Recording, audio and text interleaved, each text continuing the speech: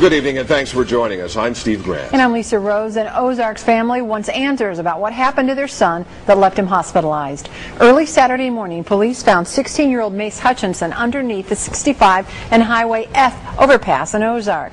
KY3 Sarah Sheffield joined us live to explain why the teenager's parents believe what police did put him in intensive care. This is a story that you'll only see here on KY3. Sarah?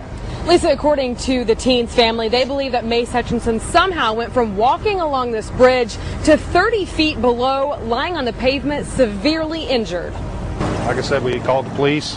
My wife was afraid he was going to get ran over or hit. Doug Messersmith and his wife were the last known people to see 16-year-old Mace Hutchinson walking shortly before their phone call to 911. He looked a little agitated, but other than that, he didn't look to be falling down drunk or anything like that. By the time officers arrived, the teen was off the overpass, lying on the shoulder below along Highway 65, with no good explanation as to how he got there. According to the doctors, all injuries are consistent with a fall. And Mace's dad, Don Hutchinson, believes it was just that, a fall, not a jump. The question is why. They tested his system. He was clean of drugs and alcohol, so I mean, we don't know why, unless just being in shock and the whole thing in itself caused him to forget everything. Mace's aunt tells us he's undergoing major surgery for a broken back and a broke-off heel.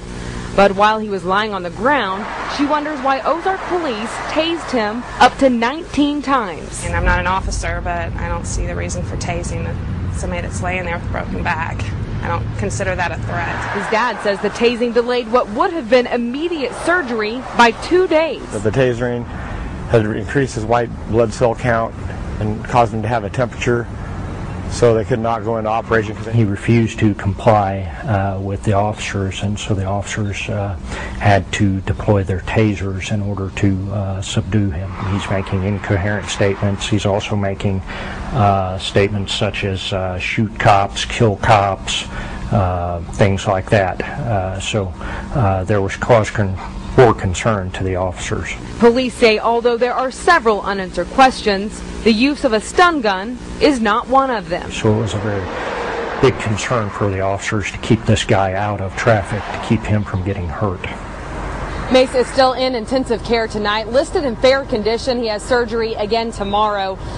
The family, along with the Ozark Police Department, is hoping someone will see the story and come forward with some information. You can call 417-699-4789 with information, or call the Ozark Police Department. Guys, It's a case we'll be watching. Sarah Sheffield live tonight. Thanks, Sarah. Well, what's ending